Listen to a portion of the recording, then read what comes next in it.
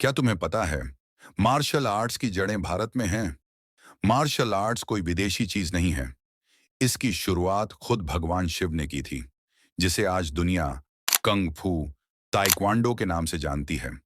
उसकी असली जड़ें कलारिपेट्टू में हैं, जो हमारे भारत की धरती पर जन्मा था। हर देश का अपना एक मार्शल आर्ट है। चीन में कुंग-फू, जापान में कराटे, कोरिया में ताइक्वांडो, ब्राजील में जुजित्सु और ग्रीस में रेसलिंग। लेकिन बहुत कम लोग जानते हैं कि ये सब कला एक ही बीज से निकली है। वो बीज जो भारत की मिट्टी में लगाया गया था हजारों साल पहले, जिसे कहा जाता है कलारीपट्टू। कहानी शुरू होती है भगवान शिव से, जो नटराज के रूप में नृत्य और युद्ध दोनों के स्वामी हैं। उन्होंने आदि तांडव किया, जो सिर्फ एक नृत्य नहीं बल्कि युद्ध की लय थी। उनके शिष्य परशुराम ने इस ज्ञान को पृथ्वी पर फैलाया। उन्होंने इस युद्ध विद्या को संरक्षित किया और दक्षिण भारत के योद्धाओं को सिखाया। यहीं से जन्म हुआ कलारीपेट्टू का। कलारीपेट्टू सिर्फ एक फाइट नहीं, ये शरीर, मन और आत्मा का संतुलन है। यहाँ तलवार, भाला, धनुष और मुक्के सब एक ही शरीर का विस्तार हैं। योद्धा को सिर्फ मारना नहीं सिखाया जाता, बल्कि रोकना, संभालना और बचाना सिखाया जाता है। इस कला में ध्यान है, सांस है, लचीलापन है और अनुशासन भी।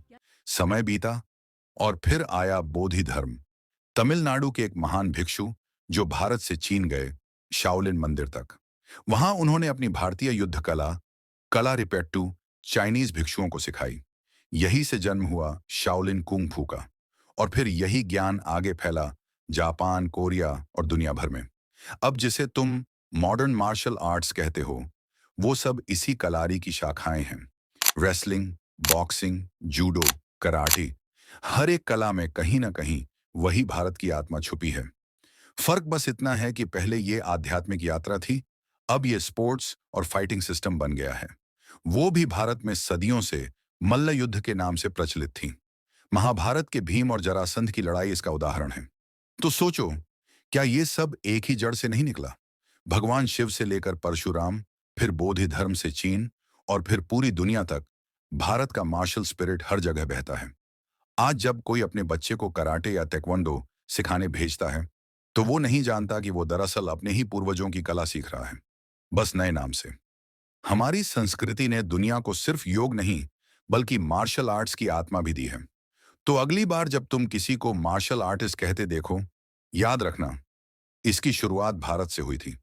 ये सिर्फ लड़ाई नहीं, ये एक साधना है। और हम सब उस संस्कृति के वंशज हैं जिसने युद्ध को कला बनाया और कला को साधना। जय शिव शंकर, जय भारत।